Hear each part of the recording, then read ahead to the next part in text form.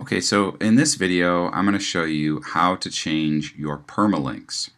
Now, if you remember earlier, we created a post. We'll click on Edit, and you'll see next to it, it shows the URL, and then right after that, it says P equals 38.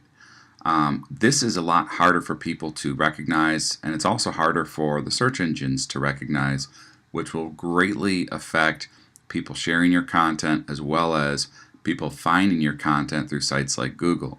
So what we want to do is simply make this much easier for people to remember and clearer for the search engines to understand what this page or post is about. So what we want to do is click on Change Permalinks, and then come down here to where you see post name. We click on that and then click Save Changes.